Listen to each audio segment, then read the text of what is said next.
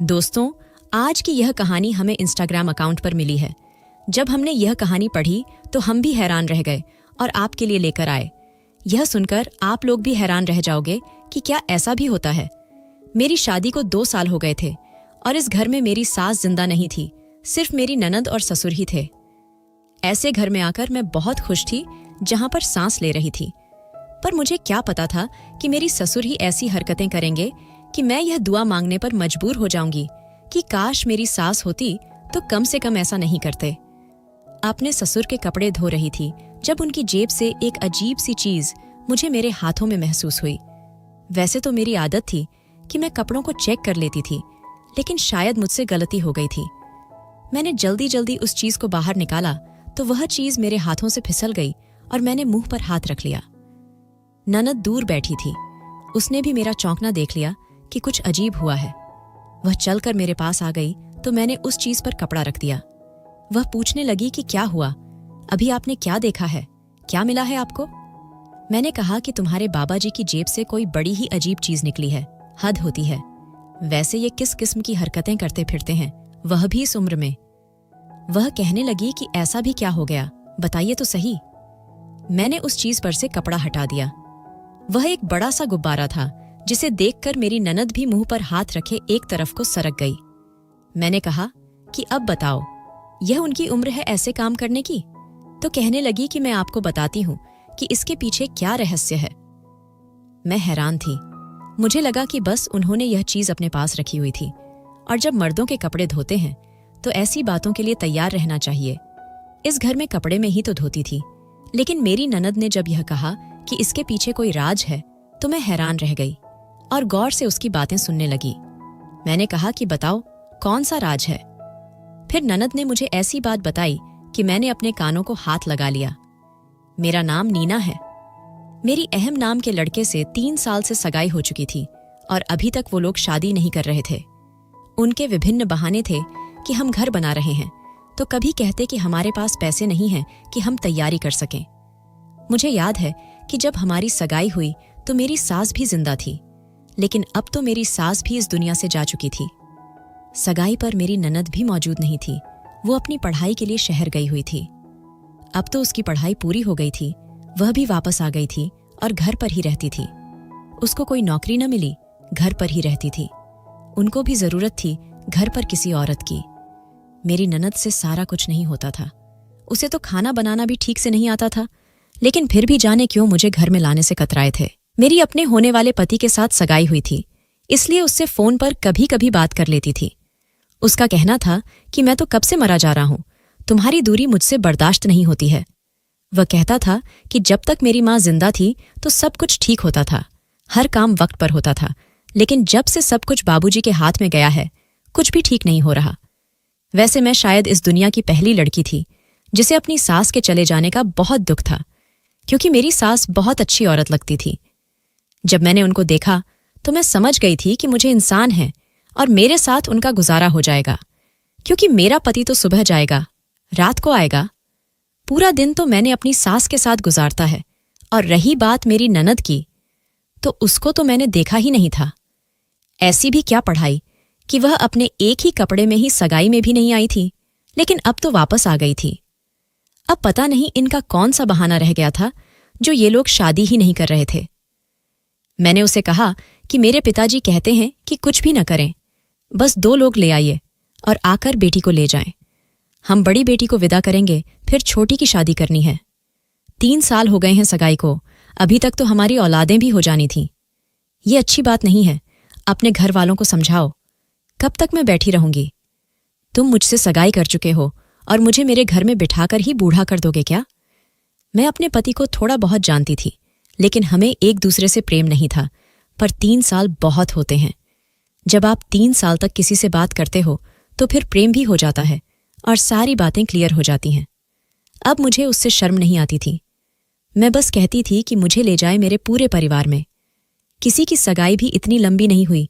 सब कहते थे कि कहीं सगाई तोड़ ना दे, क्योंकि सगाई तो बहुत आसान है। जब यहन ने यह बात सुनी कि मेरे घर वाले कहते हैं कि कम धूमधाम से आएं और आकर ले जाएं, तो उसने कहा कि ये तो तुम्हारे घर वालों ने बड़ी अच्छी बात कर दी है। बाबा को कहता हूं, हमें ये सब कहना तो नहीं था। हमारी भी इसमें इज्जत खराब हो रही थी। फिर सब यही कहते कि अगर सब कम खर्च से ही करना था तो 3 साल इंतजार क्यों किया। जब सगाई हुई थी तो कहा गया था कि 3 महीने बाद रुखसती होगी, और अब 3 साल हो गए थे। मेरी दूसरी बहन का रिश्ता आ रहा था और उन लोगों को भी बहुत जल्दी थी। अब भी लोग बातें कर रहे थे, कभी सगाई के बाद भी 3 साल तक कोई इतना इंतजार करता है भला। खैर, भगवान भगवान करके मेरी रुखसती हो गई और मैं इस घर में आ गई। इस घर में भी कुछ बहुत ही अजीब हरकतें होती थीं। मेरे ससुर क्या काम करते थे, इसके बारे में हमें कोई पता नहीं था।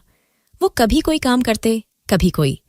मेरी ननद पूरा दिन डरी सी घर में ऐसे फिरती रहती थी जैसे अभी कोई दीवार फांककर घर में आ जाएगा और घर में जो कुछ भी है वह लूट के ले जाएगा। मुझसे कोई बात भी नहीं करती, बस काम की बात करती थी। कभी कभी मैं गुस्सा हो जाती और उसे कुछ कह देती तो आगे से जवाब भी नहीं देती थी। घर में जैसे ही ससुर कदम रखते, मेरी ननद के चेहरे का रंग फीका पड़ जाता था। अजीब सी हालत में आ जाती थी, जैसे डर रही हो।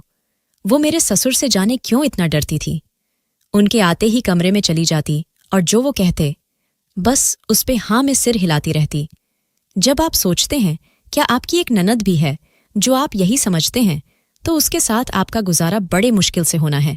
और यह देखने में सुंदर भी थी, जवान तो नहीं लगती थी, पर कहते थे कि है जवान ही कुंवारी है, लेकिन मुझे ऐसा नहीं लगता था। पता नहीं क्यों मेरा दिल नहीं मानता था। मुझे लगा कि इसके साथ मेरे झगड़े होंगे, लेकिन कोई झगड़ा नहीं हुआ। तो चलो, झगड़ा नहीं हुआ तो इंसान प्यार मोहब्बत से तो रहता है। ऐसा भी कुछ नहीं था, बस अपनी दुनिया में लगी रहती थी। ऐसा लगता है जैसे मुंह में सुपारी रखी है, कुछ बोलती नहीं थी उसके साथ। मुझे घर में छोड़कर जब सारे चले जाते तो मैं भी जितना बोर होती। मैंने सोचा था कि चलो, पीछे एक औरत होगी तो बंदा बात कर लेता है। वह नंद भाभी भी आपस में बातें करती हैं जो एक दूसरे के दुश्मन होते हैं, और हमारा क्या ऐसा कोई सीन नहीं था, लेकिन फिर भी वह मुझसे बात ही नहीं करती थी। मेरा पति भी चला जाता, मेरे घर पर भी चले जाते। घर गए तो हम भी खत्म हो ही जाते थे। ऐसे में सोचती थी कि चलो, मिल बैठकर कोई बात करेंगे। अपने भाई के बारे में कोई पुरानी बात बताएगी, हंसी मजाक करेंगे। कभी पानी पूरी खाने जाएंगे, कभी मार्केट जाएंगे। पर ऐसा लगता था मेरी नंद की आत्मा मरी हुई है। उसे किसी बात में कोई दिलचस्पी नहीं है, किसी बात का कोई शौक नहीं है, बस ऐसे ही है। जबकि जवान लड़कियां ऐसी कहाँ होती हैं। मेरे ससुर से बहुत ज्यादा डरती थी वह। जो कहते थे मान लेती थी। उनके आने की आवाज सुनती तो बस डर के अपने कमरे में चली जाती। लगता है बचपन से ही उसे डराया हुआ था। लेकिन किसी की एक बेटी हो तो वह तो उसको बड़े प्यार से रखता है, बड़ा लाड करता है। ससुर ने उसको डराया। क्यों हुआ था? मेरे ससुर से तो मेरा पति नहीं डरता था। ये किस किस्म की नंद थी? मेरे घर में मेरी सास नहीं थी, इसको तो मेरी सास का किरदार अदा करना चाहिए था, लेकिन यह तो अपनी दुनिया में बिजी रहती थी। मेरे पति का काम भी ऐसा था कि कभी कभी रात को भी घर से गायब रहता था। अजीब बोरिंग किस्म के लोग थे, जैसे पता नहीं किस मुसीबत में थे। इनको किसी बात की खुशी नहीं होती थी और न ही गम का एहसास होता था। इनके घर कोई नहीं आता था। मेरी शादी को 2 साल पूरे होने वाले थे। भगवान ने अभी तक कोई औलाद नहीं दी। डॉक्टर से भी चेक करवाया था। डॉक्टर ने कहा कोई दिक्कत नहीं है, बस कुदरती देर हो रही है। ऐसी बातों पर तो अगर सास जिंदा हो तो बहुत ताने देती है, लेकिन मैंने कहा तो वह तो जिंदा नहीं तो उसकी कसार मेरी नंद पूरी कर देगी। लेकिन उसने कोई बात ही नहीं की। मैंने उसको बताया भी, पर उसने कुछ नहीं कहा। उसने कहा कि भगवान अच्छा करेगा। बस इतना कहकर चुप हो गई। हमें इस बात से कोई दिक्कत नहीं था, क्योंकि अगर मेरे में कोई प्रॉब्लम नहीं थी तो फिर मुझे इलाज करवाने की क्या जरूरत थी। इसी तरह दिन गुजरते रहे। पति अच्छा था, रात को देर से आता था, लेकिन फिर भी 2 घड़ी बैठ कर के प्यार भरी बातें कर लेता तो मेरी दिन भर की थकान उतर जाती थी। कभी कभी उसे कहती थी कि तुम्हारे घर वाले बहुत अजीब हैं, तो कहता था कि बस यही हैं, अम्मी के जाने के बाद ऐसे हो गए हैं। मेरी नंद की मोहल्ले में कोई सहेली भी नहीं थी और हमारे घर में कोई रिश्तेदार भी नहीं आता था। मैंने सोचा कि इस बेचारी का क्या कसूर है, ऐसे ही पड़ी रहती है। पढ़ाई भी उसने कर ली है, अब इसकी शादी करवा देनी चाहिए। जैसे ही नंद की शादी का नाम लेती तो मेरे से ससुर जी शोर डाल देते। एक दिन तो अपने पति से कहा कि आप बात करें, क्योंकि जब मैं बात करती हूं तो कहते हैं कि नहीं, अभी हमने इसकी शादी नहीं करनी। 25 साल की हो गई है और कब करनी है शादी इसकी? मुझे देखो, मेरी शादी के 3 साल आप लोगों ने झाया किए, फिर भी अभी मैं 19 साल की हूं। लड़कियों की शादी जितनी जल्दी हो जाए उतना ही अच्छा होता है। जब इसे नौकरी भी नहीं करानी, घर का वह कोई काम भी ठीक से नहीं करती, तो फिर इसे घर में क्यों रखा गया है? बेचारी पूरा दिन उदास रहती है। अब अपनी जबान से बोल के तो नहीं कहेगी ना कि मेरी शादी करवा दी जाए। मैंने अपने पति को समझाया कि जो जवान लड़कियां होती हैं उनका शादी करने का दिल करता है। जाहिर है भगवान ने इंसान को इसी तरह बनाया है, उसे उसका पार्टनर चाहिए होता है। लेकिन अब वह मुंह से तो नहीं कहेगी ना कि भैया मेरी शादी करवा दो, और इस घर में तो आपकी माँ भी नहीं है, और मेरे साथ अभी इतनी दोस्ती नहीं है कि वह मुझे कहे और मैं आप लोगों को कह दूं। लेकिन इतनी बात तो खुद समझनी चाहिए ना। ऐसा बहुत से घरों में होता है, तो जवान लड़कियों को घर बिठाया होता है, उनकी शादियां नहीं करवाई जाती, और जब उनकी शादी की उम्र निकल जाती है तो फिर बुरे काम करती है, और अगर बुरे काम नहीं करती तो परेशान रहती है, खुद को नुकसान पहुंचाती है, खुश नहीं रहती है। आपकी बहन को मैंने आज तक खुश नहीं देखा। आपकी शादी पर भी उसका मुंह बना हुआ था। इकलौते भाई की शादी पर तो बहन खुश होती है, नाचती गाती है, डांस करती है, तैयार होती है। उसे तो बस साफ कपड़े पहने हुए थे, बाकी मुंह पर भी कुछ नहीं लगाया था। मेरे रिश्तेदार भी कह रहे थे कि इसको क्या हुआ है जो यह तैयार ही नहीं हुई, बीमार है क्या? तो मैंने भी बोल दिया कि हाँ बीमार है। मेरे पति के दिल को यह बात लगी और उसने कहा, मैं बात करता हूं, तुम फिक्र ना करो। वह गया तो बात करने, लेकिन बात से फसाद बन गया। मैं तो आवाजें सुनकर ही बाहर आ गई। मेरे ससुर ने कहा, मुझे अपनी बेटी की शादी नहीं करनी। अपनी बेटी को घर से भेज दूंगा तो मेरा घर सूना हो जाएगा। मेरे पति ने कहा, सारे अपनी बेटियों की शादी करते हैं, जितनी भी लाडली बेटियां होती हैं सब एक दिन रुखसत हो जाती हैं। मेरे ससुर ने कहा, नहीं, हमारे पास इतने पैसे नहीं हैं कि दहेज बना सकें। मेरे पति ने कहा, आज भी ऐसे रिश्ते मिलते हैं जिनमें दहेज की जरूरत नहीं होती है। शक्लो सूरत की अच्छी है हमारी बहन, दुबली पतली है, अपनी उम्र से कम लगती है। हो सकता है किसी अच्छी जगह इसका रिश्ता हो जाए। मेरी पत्नी भी तो बिना दहेज के आई है, उन लोगों में दहेज बनाने की हिम्मत नहीं थी। आपने भी इसके लिए कुछ नहीं बनाया, फिर भी आई है ये इस घर में। आराम से रह रही है, इसको क्या दिक्कत है? मेरे ससुर ने बात बदल दी। कहने लगे कि तुम अब मुझे जीताओ नहीं कि हमने तुम्हारी पत्नी के लिए कुछ किया नहीं है, चुपचाप यहां से चले जाओ। 2 साल होने को आए, इस घर में औलाद नहीं आई तुम दोनों की। अब अपनी बेटी को भी भेज दूं ताकि घर सूना हो जाए। ससुर ने तो हमें ही ताना दे दिया, जबकि वे जानते थे कि हम दोनों में से किसी में भी कमी नहीं थी। पर यह एक बाप की बात नहीं थी। जैसे ही मैं अपनी नंद की शादी की बात करती, मेरे ससुर ऐसे तड़पते थे जैसे किसी मछली को रेगिस्तान में फेंक दिया हो। मोहल्ले की औरतें मेरे पास आती थीं, पूछती थीं, इसका रिश्ता क्या है या नहीं, तो जवाब तो मुझे ही देना पड़ता था। खैर, मैं भी इधर उधर के झूठ लगा देती थी कि रिश्ता देखा हुआ है, लड़का बाहर होता है, आ जाएगा तो शादी कर देंगे। और पता नहीं क्या क्या बोलती थी। वह घर के कोई काम नहीं किया करती थी। एक दिन मैं आंगन में बैठी कपड़े धो रही थी जब मेरे ससुर की जेब से एक निहायत ही अजीब चीज निकली। इस चीज के बारे में मैं अच्छी तरह जानती थी, और मेरे ससुर के साथ इस चीज का कोई काम हो नहीं सकता था, क्योंकि मेरी सास भी जिंदा नहीं थी। मेरी नंद ने भी वह चीज देख ली। जब उससे पूछा कि यह क्या चक्कर है, तो कहने लगी कि मुझे कुछ नहीं पता। मुझे गुस्सा आया और चीज अपने कमरे में ले आई और अपने पति को दिखाई। मेरे पति ने वह चीज मेरे हाथ में देखी तो कहने लगा कि यह क्या तुमने हाथ में पकड़ रखा? शर्म नहीं आती तुम्हें? फेंको इसको। मैंने कहा कि शर्म तो आपके बाबूजी को नहीं आती, क्योंकि यह आपके बाबूजी की जेब से निकला हुआ है और आप मुझे ही बातें सुना रहे हैं। मेरे पति तो हैरान रह गए और कहने लगे, तुम सच बोल रही हो, मजाक तो नहीं कर रही? मैंने कहा कि मैं ऐसी गंदी चीजों के साथ गंदे गंदे मजाक क्यों करूंगी भला? आपके बाप का जरूर कोई चक्कर चल रहा है, तभी तो पूरा दिन घर से गायब रहते हैं और अपने अलावा किसी की परवाह ही नहीं होती। बेटी की शादी तक की परवाह नहीं, बेटी घर में बैठी बूढ़ी हो जाए कोई दिक्कत नहीं उनको, अपनी ही मस्ती में लगे हैं। अब हमारे घर में तो ऐसी चीजों का कोई इस्तेमाल नहीं है, न ही हमारे कोई बच्चे हैं, तो फिर यह गुब्बारा उनकी जेब में क्या कर रहा है? मेरे पति सर पकड़कर बैठ गए और मेरे सामने शर्मिंदा भी होने लगे। कहने लगे, क्या करूं, माँ भी तो इस दुनिया से जल्दी चली गई हैं, वह भी वक्त से पहले। हो सकता है कि उनका शादी करने का दिल करता हो। तो मैंने कहा कि जवान बेटी घरों में बैठी है और बाप को शादी की पड़ी है। चलो ठीक है, करनी है तो करें शादी, लेकिन पहले अपनी बेटी की शादी करवा दें। फिर उसके बाद हम भी यह कहने के काबिल होंगे कि बच्चों की शादियां हो गई हैं। पापा जी को तन्हाई सताती थी तो कोई औरत या विधवा औरत ढूंढ के पापा जी की शादी करवा देंगे। हमें इसमें क्या दिक्कत होगा? उनकी अपनी जिंदगी है, अभी उनकी उम्र भी है। लेकिन पहले उनको कहें कि अपनी बेटी की शादी करवाएं।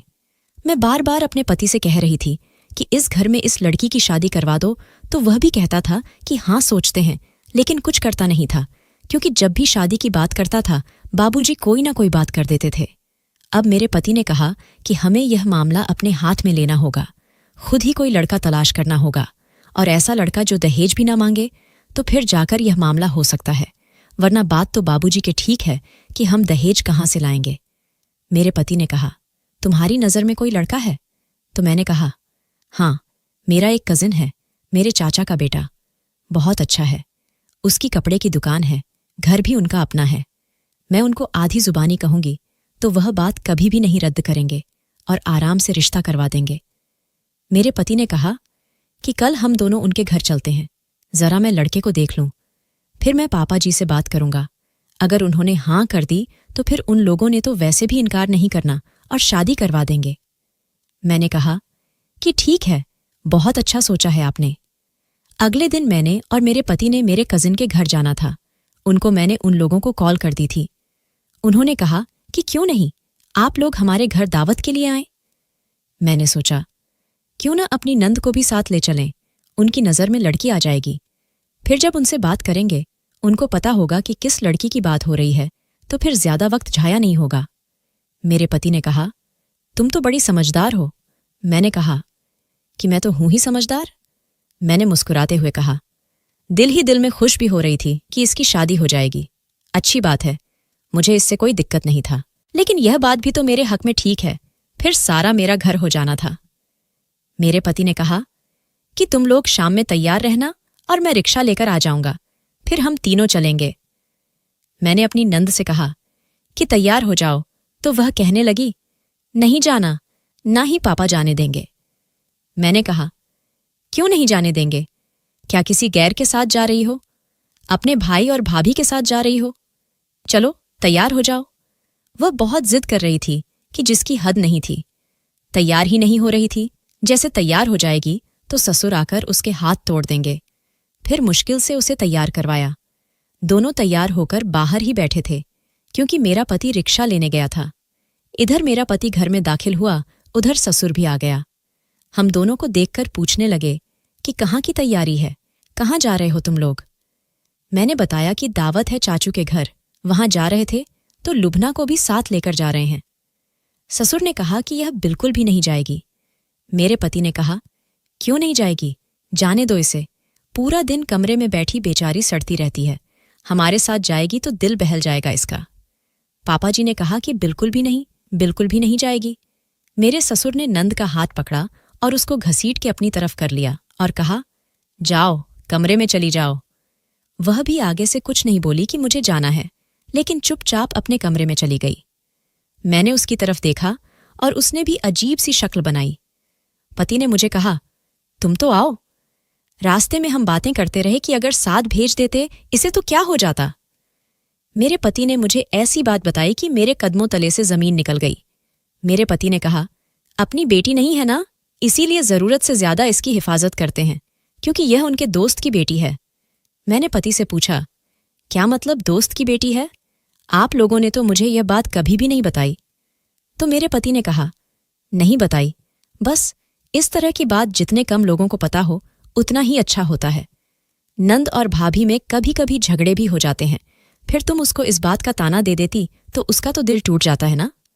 मैंने उनसे कहा, मुझे यह बताओ, यह किसकी बेटी है? वैसे मैं ऐसी बिल्कुल भी नहीं हूं कि किसी को उसकी मजबूरी के ताने दूं।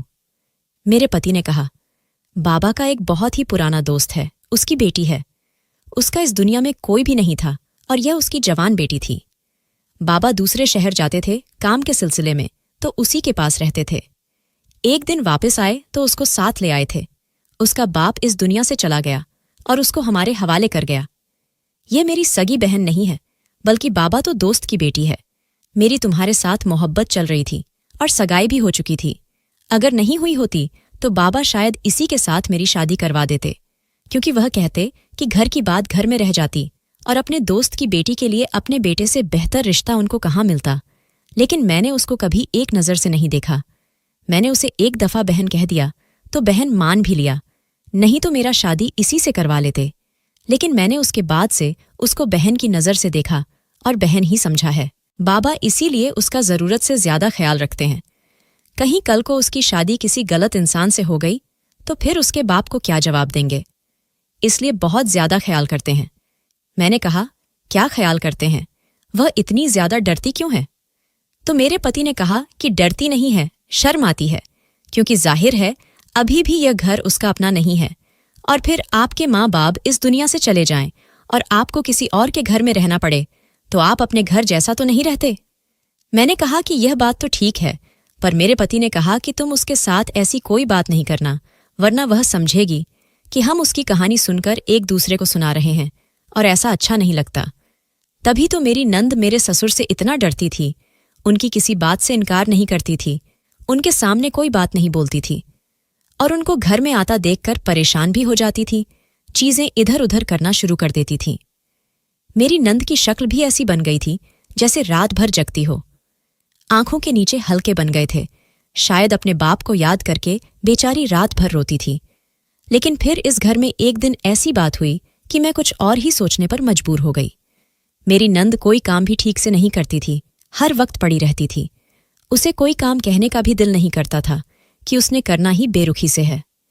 मैं नंद का कमरा साफ कर रही थी जब उसके बिस्तर पर मुझे एक ऐसी चीज पड़ी हुई नजर आई कि मेरे कदमों तले से जमीन निकल गई। ये वही चीज थी जो मेरे ससुर की जेब से बरामद हुई थी और अब ये मेरी नंद के कमरे में उसके बिस्तर पर पड़ी थी। मैंने कानों को हाथ लगा लिया, कुछ तो गड़बड़ थी। फिर मैं अपने ससुर के कमरे में गई तो उनके कमरे में भी मुझे ये चीज मिली। ये हो क्या रहा था? मेरे पति को शायद बेवकूफ बनाया जा रहा था, लेकिन मर्दों से बात करने से पहले मुझे ये बात अपनी नंद से करनी थी। वो मुझे बता सकती थी। मैंने वो चीज उसे दिखाई और कहा कि तुम्हारे कमरे से मिली है, अभी मुझे बता दो क्या चल रहा है। आधी बात तो मुझे पता चल गई है, अब मुझे बाकी की बात भी बता दो, नहीं तो मुझसे बुरा कोई नहीं होगा। मेरी नंद पहले ही डरी हुई थी, मैंने भी उस पर गुस्सा कर दिया, लेकिन फिर मुझे समझ आई कि मुझे इससे प्यार से बात पूछनी चाहिए। मैंने कहा कि देखो, अगर तुम किसी मुसीबत में हो तो मुझे बताओ, मैं तुम्हारी मदद करूंगी। मैं तुम्हारी मदद कर सकती हूं, तुम्हें फिक्र करने की जरूरत नहीं है। तुम मुझे बताओ तुम्हारे साथ इस घर में क्या हो रहा है। तुम मुझे बता दो, मैं सच बोलूंगी, झूठ नहीं बोलूंगी। मैं किसी भी मौके की तलाश में नहीं थी, मैं बस उसकी मदद करना चाहती थी, क्योंकि मैंने उसको कभी खुश नहीं देखा था। अगर उसके साथ इस घर में कुछ बुरा हो रहा था तो मैं उसकी मदद कर सकती थी। और मेरा पति भी बुरा आदमी नहीं था, मैं उसे कहती तो वह भी मेरी मदद करता और अपने बाप को भी कहता कि यहां पर इसके साथ बुरा हो रहा है। इसलिए मैं उसे बार बार पूछ रही थी। फिर उसको भी मुझमें पर विश्वास आ ही गया और उसने शायद मुझे बताने की ठान ली थी। वह रोने लगी, इसका मतलब कोई बात जरूर थी। मैंने उसका हाथ पकड़कर अपने सामने बिठा लिया, उसके चेहरे पर प्यार से हाथ फेरा और मैंने कहा कि देखो, मुझे बहन समझकर सारी बात बता दो, तुम रो क्यों रही हो? उसने कहा कि मैं तो कुछ नहीं बता सकती, दीवारों के भी कान होते हैं। मैंने उससे कहा कि तुम मेरे कान में बात बता दो जो तुम्हारे दिल में है, और बता नहीं सकती तो लिखकर बता दो मुझे। वह बहुत ज्यादा डरी हुई लग रही थी, किसी बात पर नहीं आ रही थी, लेकिन आखिरकार वह बोल ही उठी और फिर उसने मेरे कान में ऐसी बात बताई कि मेरे पैरों तले से जमीन निकल गई और मेरी आंखों में आंसू आ गए। फिर वह अपने कमरे में गई और उसने मुझे एक कागज का टुकड़ा दिया। उसने कहा कि ये सारी हकीकत का सबूत है, इसके बिना तुम पे कोई यकीन नहीं करेगा। मैंने अपने आंसू साफ किए और फिर उसके आंसू भी साफ करके बोली कि तुम फिक्र नहीं करो, मैं तुम्हारी मदद करूंगी। शाम को मेरा पति आया तो मैंने कहा कि मुझे बाहर जाना है खाना खाने के लिए। मेरा पति कहने लगा कि खाना घर में बना तो हुआ है, फिर बाहर खाना खाने की क्या जरूरत है, बिरयानी बनी है। मैंने पति को आंखों से इशारा किया और कहा कि मुझे बाहर ले जाओ, मुझे बाहर खाना खाना है। वह मुझे घर से बाहर ले गया और हम जाकर एक होटल में बैठ गए। वहां मैंने अपने पति को सारी बात आराम और सुकून से सारी बात बता दी। वह चिल्ला नहीं सकता था क्योंकि यह पब्लिक प्लेस थी, लेकिन आखिरकार उसने मुझे गुस्से से कहा, तुम मेरे बाप पर इल्जाम लगा रही हो। आज मैं तुम्हें एक बात बताता हूं। जब मैंने अपने बाप से कहा कि आपकी दूसरी शादी करवा देते हैं तो उसने इनकार कर दिया। जब औलाद खुद बाप की शादी करवाने को कहे फिर भी बाप इनकार कर दे, ऐसा होता है क्या? मेरा बाप बहुत ही नेक इंसान है। मैंने वो कागज का टुकड़ा अपने पति के सामने रख दिया और कहा, ये देख लो अपने बाप की नेकियत। वह डॉक्टर की रिपोर्ट्स थीं जिनके मुताबिक मेरी नंद का एबॉर्शन करवाया गया था, और एबॉर्शन करवाने वाला कोई और नहीं बल्कि मेरा ससुर था। मेरे पति का मुंह लटक गया, लेकिन मैं उसको नीचा नहीं दिखाना चाहती थी। मुझे तो इस सब पर गुस्सा आ रहा था कि किसी की बेटी के साथ ऐसा करना कौन सी इंसानियत है। उसका ख्याल करना चाहिए, ऐसा नहीं करना चाहिए। हस्बैंड के खाने में उसी का नाम लिखा था। मेरा पति हैरान रह गया। फिर मैंने सारी बात बताई। मैंने कहा, आपके पापा इस लड़की को लेकर आए जरूर थे, लेकिन बेटी बनाकर नहीं बल्कि पत्नी बनाकर। वह इस लड़की से शादी करके लाए थे और इन दोनों का शादी हुआ है, लेकिन आपसे ये बात छुपा रहे थे। और ये लड़की पहले दिन से इनसे शादी नहीं करना चाहती थी, क्योंकि ये तो उनको अपने बाप की जगह रखी हुई थी। इन्होंने इससे शादी भी धोखे से किया है। उसके मरते हुए बाप के सामने यही कहा था कि अपनी बेटी बनाकर रखूंगा, लेकिन बाद में नीयत खराब हो गई और इसे शादी करके अपने साथ ले आए। मेरे पति हैरान रह गए और मैं भी बहुत दुख में थी। मैंने कहा, आपके बाप ने इसे धोखे से निकाह किया और अब इसे बहुत मारते भी हैं। इसे औलाद नहीं पैदा करना चाहते, क्योंकि फिर जमाने वालों को पता चल जाएगा। इस बेचारी का 2 दफा एबॉर्शन करवा चुके हैं। इस किस्म के इंसान हैं आपके पापा जी। मैं उनको कुछ नहीं कह सकती। अब आप जानिए और आपके काम जानिए, लेकिन इस लड़की की मदद कीजिए। वह बेचारी बहुत तकलीफ में है। मेरे पति एक शब्द नहीं बोले, चुपचाप जैसे गुस्सा पी गए। अगले दिन उसने मेरे ससुर की परवाह किए बिना लुभना को घर से बाहर निकाला और मुझे भी लेकर उसी होटल में वापस आ गया। वह हमारे सामने बैठी थी। मेरे पति ने कहा, मुझे सारा कुछ पता चल गया है, और अगर तुम मुझे पहले बताती तो मैं तुम्हारी मदद कर सकता था। देखो, तुम्हारे पास आखिरी मौका है। इसके बाद तुम्हें कोई मौका नहीं मिलेगा। मुझे सिर्फ एक लाइन में साफ साफ बता दो कि तुम इस शख्स के साथ रहना चाहती हो या नहीं। बस तुम मुझे इतना बता दो, फिर मैं सब कुछ संभाल लूंगा। ये बात अच्छी थी कि मेरे पति भी मेरी बात मान गए थे और उसे लड़की की मदद करने के लिए तैयार थे। लेकिन जब तक वह खुद हमारे साथ नहीं खड़ी होती, हमें नहीं बताती कि वह क्या कुछ सहन करती रही है। जब तक वह खुद बयान नहीं देती, हम लोग उसकी मदद नहीं कर सकते थे। इसलिए उसे मजबूत होना था। यह न होता तो वह आखिरी वक्त डर जाती, तो फिर केस कमजोर हो जाता है। उसने कहा, यह शख्स मेरे बच्चों का कातिल है। मैं इसके साथ नहीं रहना चाहती। मेरे पति ने उसके सिर पर हाथ रखा और कहा, अब हम सब कुछ संभाल लेंगे। मेरे पति ने लुभना को मेरे हवाले किया और कहा, जब तक यह दिक्कत चल रहा है तुम इसे अपने कमरे में रखना। मैं बाहर सो जाया करूंगा। इसे ससुर के पास बिल्कुल न जाने देना, कहीं वह फिर इस पर हाथ न उठाए। और मेरे पति ने मेरे ससुर को सब कुछ बता दिया। वह भी हैरान रह गए।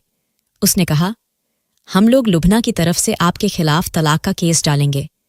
अगर आप खुद ही उसे तलाक दे देते हैं तो आपकी बड़ी मेहरबानी होगी, वरना यह बात सारे परिवार को पता चल जाएगी।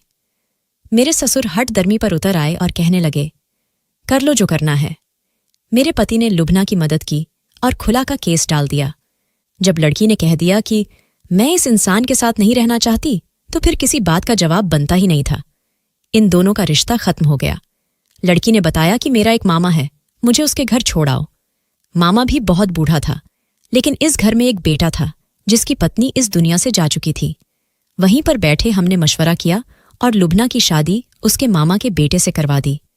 उसके मामा ने उसे गले से लगा लिया और अपनी बहन की आखिरी निशानी समझकर रोने लगा। उसका बेटा भी अच्छा इंसान मालूम होता था। अब लुभना वहीं पर रहती है और खुशियों भरी जिंदगी गुजार रही है। मेरे ससुर घर में ही रहते हैं और हमें खा जाने वाली नजरों से देखते हैं, लेकिन कुछ नहीं कर सकते। भगवान की तरफ से हमारे यहाँ भी उम्मीद है और सब कुछ ठीक जा रहा है। वह हमें ऐसे देखते हैं जैसे हमने उनके हाथ से निवाला छीन लिया, लेकिन हमने बहुत अच्छा किया। मेरा पति अभी भी कहता है कि मुझे तो पता ही नहीं था कि मेरा बाप ऐसा कर सकता है।